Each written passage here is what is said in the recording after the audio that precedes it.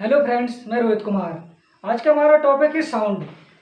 तो साउंड के हमने सारे क्वेश्चन लिए हैं यूपी टेट और सी टेट के जूनियर लेवल के 2011 से 2019 तक के साइंस के सारे क्वेश्चन हैं, क्योंकि जूनियर टीचर की वैकेंसी को देखते हुए। तो पहला क्वेश्चन है, माध्यम में ध्वनि तरंगों की प्रकृति होती है।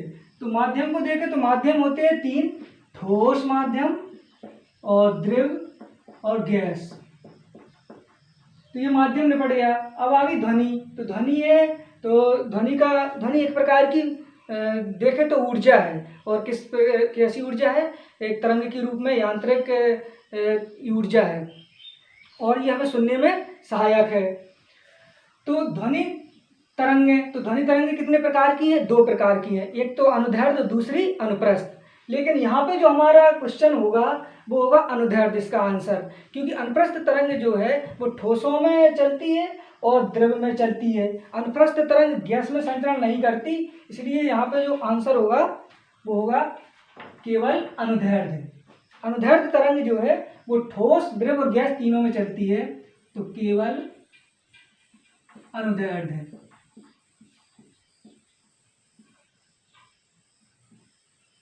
तो अनुदैर्ध्य आंसर इसका सही होगा। अनुदैर्ध्य में क्या होता है कि जो तरंग चलती है उसके साथ साथ माध्यम के जो कण हैं वो भी तरंग के दिशा में ही चलते हैं, तरंग के समांतर।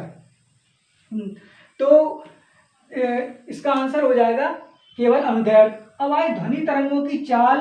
ध्वनि तरंगों की जो चाल है वो अधिकतम होती है। तो ध्वनि तरंगों की चाल हमने आपको बता दिया कि तीन माध्यम है। एक तो पहला माध्यम ठोस, दूसरा माध्यम द्रव, तीसरा गैस, पहले क्वेश्चन में। तो अधिकतम चाल किसमें होती है? ठोसों में अधिकतम चाल होती है। तो अब इसमें पूछा है ध्वनि तरंगों की चाल अधिकतम, तो वो होती है इस्पात में। किसमें होती है? इस्पात में। इस्पात, और इस्पात में कितनी होती है? जैसे एल्युमिनियम कहते हैं, तो उसमें होती है 6420 मीटर प्रति सेकंड। मीटर प्रति सेकंड से मतलब होता है एक सेकंड में चली गई दूरी। तो एक सेकंड में 6420 मीटर इस्पात में जो है ध्वनि चल लेगी। अब यहाँ से देखते हैं क्वेश्चन नंबर तीसरा, प्रसृत ध्वनि तरंगे हैं। तो हम देखते हैं कि जो ध्वनि है उसकी जो गुण है, उसकी जो विशेषता है, और वो तीन तरीके से देखते हैं। तो सुनने वाली जिसे श्रव्य कहते हैं, एक अपश्रव्य कहते हैं, और तीसरी प्राश्रव्य।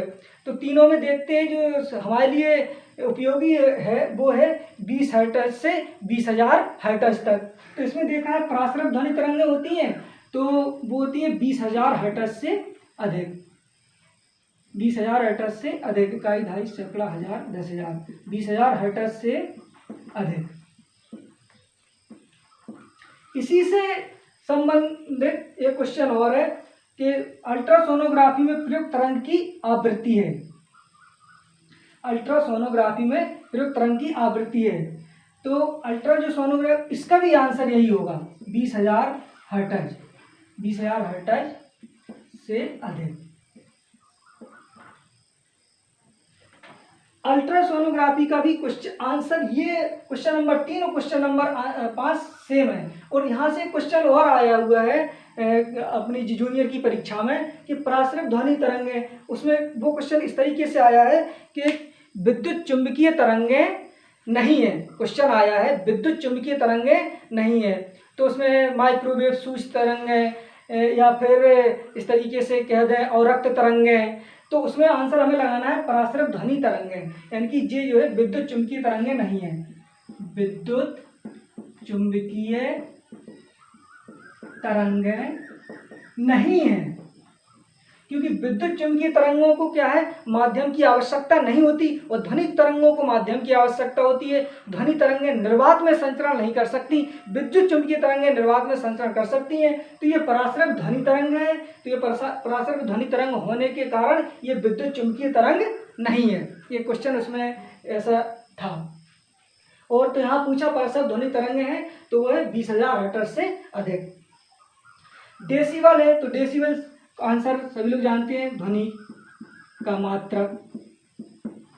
ध्वनि का मात्रक, और इसका एक एसआई, इसका जो है एसआई मात्रक भी है, माइक्रोवाट प्रति मीटर स्क्वायर। माइक्रोवाट प्रति मीटर स्क्वायर। इसका SI मात्रक माइक्रोवाट प्रति मीटर स्क्वायर भी है, और इसे जो है 10 की घात -6 जूल प्रति सेकंड मीटर स्क्वायर भी कहते हैं। 10 की घात -6 जूल प्रति मीटर सेकंड स्क्वायर इसे कहते हैं। Joule second metre square, joule second metre square.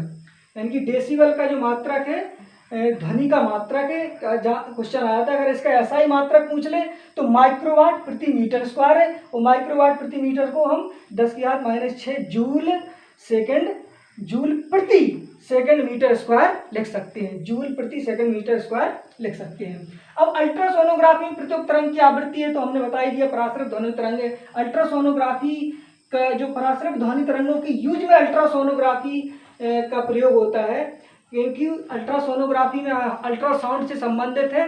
वो अल्ट्रासाउंड से संबंधित का मतलब होता है जैसे कि हम लोग अल्ट्रासाउंड कराने जाते हैं तो अपने अंदर की जैसे लीवर है उसकी जांच करते हैं, जो भी हम अंदर की बीमारियों के लिए उसका 3 डायमेंशन लेते हैं।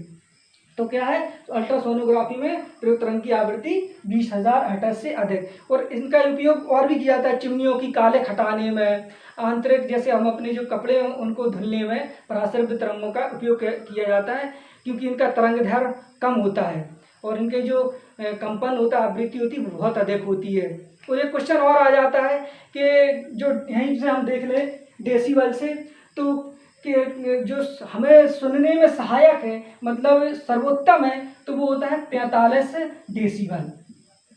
45 डेसिबल की ध्वनि सुनने में सर्वोत्तम होती है। एक क्वेश्चन आ जाता है कि कितनी डेसिबल से अधिक की ध्वनि पे मनुष्य जो है के लिए हानिकारक है, तो वो 75 डेसिबल से ध्वनि के लिए हानिकारक हो जाएगी। और क्वेश्चन आ जाता है कि जिस तरीके से बहरापन हो सकता है कानों को, तो वो 85 डेसिबल से अधिक ध्वनि पर बहरापन हो सकता है। क्वेश्चन और भी आ जाता है कि कितने पर मनुष्य पागल हो जाएगा, तो 150 डेसिबल से की ध्वनि से अधिक पर मनुष्य पागल हो जाएगा, इस तरीके से। अब हम देखते हैं क्वेश्चन नंबर 6, सामान्य ताप एवं दाब पर। सामान्य ताप एवं दाब पर, यहाँ पे ताप से संबंधित है, तो होता क्या है कि ताप बढ़ने पर ध्वनि की चाल बढ़ जाती है, यानी कि 1 डिग्री सेल्सियस ताप बढ़ेगा तो 0.61 मीटर प्रति सेकंड ध्वनि की चाल बढ़ जाएगी। दाब पर तो पर ध्वनि की वायु में चाल जो है 332 प्रति मीटर सेकंड है। दाब 4 गुना हो जाए तो ध्वनि की चाल होगी। दाब का ध्वनि की चाल पर कोई प्रभाव नहीं पड़ता, यानी कि ध्वनि की चाल अपरिवर्तित रहेगी, अपरिवर्तित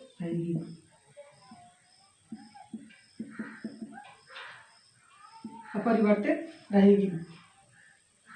दाब का ध्वनि की चाल पर कोई प्रभाव नहीं पड़ता, इनकी ध्वनि की चाल जो है अपरिवर्तित रहेगी। उसने घुमाने के लिए इतना बड़ा क्वेश्चन दे दिया कि सामान्य ताप एवं दाब पर ध्वनि की चाल 332 प्रति मीटर सेकंड, दाब पर दाब 4 गुना अगर कर दिया जाए तो ध्वनि की चाल अपरिवर्तित रहेगी। ताप का ध्वनि की चाल पर परिवर्तन रहता है, ताप बढ़ने पर ध्वनि की चाल बढ़ जाती है।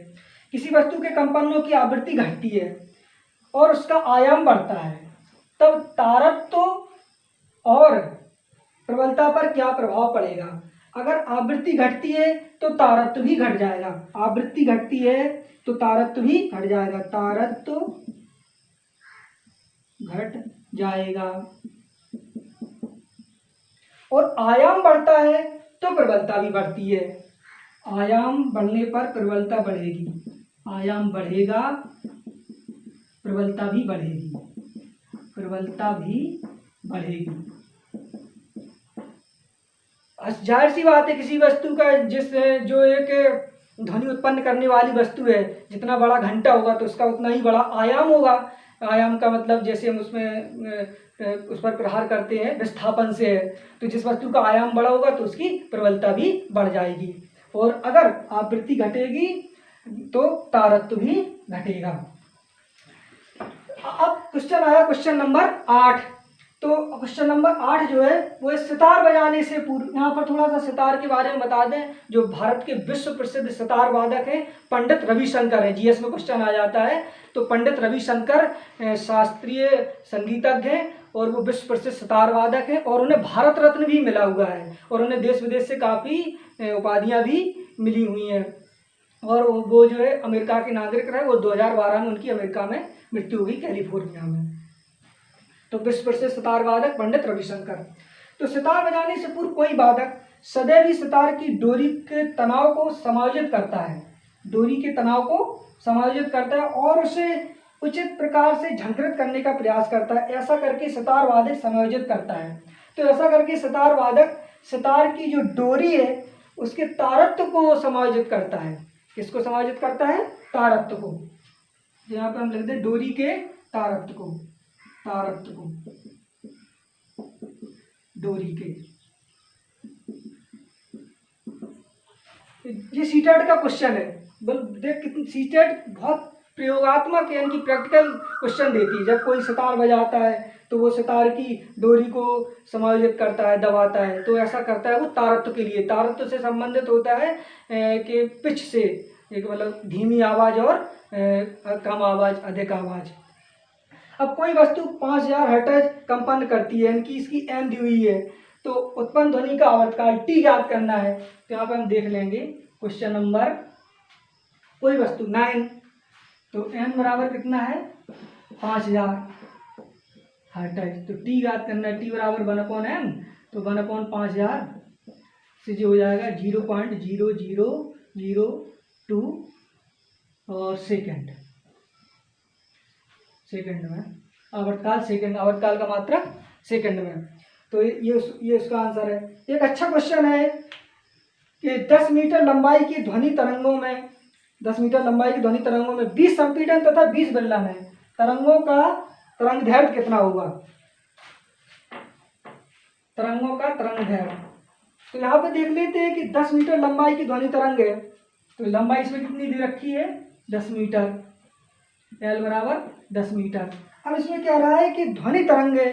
ध्वनि तरंग है तो ध्वनि तरंग में 20 संपीड़न और 20 बेलना है। तो संपीड़न और विसलन हमने आपको बता दिया है कि अनुदैर्घ्य में होते संपीड़न और बेलन और अनुप्रस्थ में होते श्रृंग और गर्त। तो संपीड़न का मतलब होता है जब तरंग पास का कण जो है पास में हो ये, और ये माध्यम के पर डिपेंड करते हैं, माध्यम और जड़त्व पर। तो 20 संपीड़न है। और जब कोई कण जो अपना पूरा एक आवर्तकाल पूरा कर लेता है तो उसमें एक संपीड़न और एक बेलन इंक्लूड रहता है। तो 20 संपीड़न है, 20 बेलन है, तो कितनी जो तरंगें होंगी? 20 तरंगें हो गई।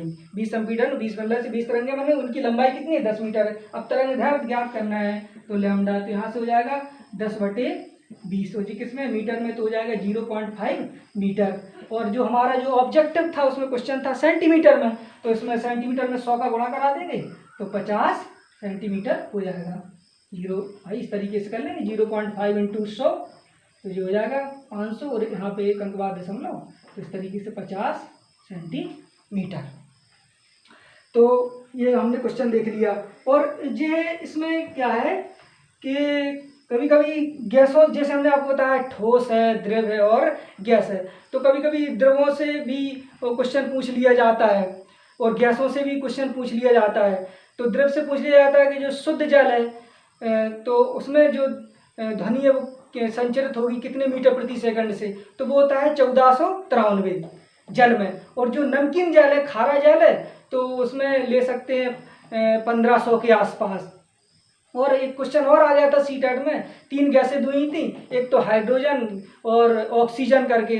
तो सबसे उसमें लिखा था कि ध्वनि की चाल किस गैस में अधिक होगी, तो वो होगी हाइड्रोजन में। और हाइड्रोजन में कितनी है? 1269 के करीब, 1269। हाइड्रोजन गैस में जो ध्वनि की चाल है, हाइड्रोजन गैस में 1269 मीटर प्रति सेकंड। यानी कि हमने जो आज का टॉपिक था वो हमारा 2019 से 2011 तक के यूपी टेट के और सी टेट के जूनियर लेवल के ध्वनि के क्वेश्चन, इससे बाहर कोई क्वेश्चन उसमें नहीं है। मैंने सारे क्वेश्चन छांट करके आपके सामने हम लाए हुए हैं। तो इसके आज के लिए इतना ही काफ़ी। बहुत बहुत धन्यवाद।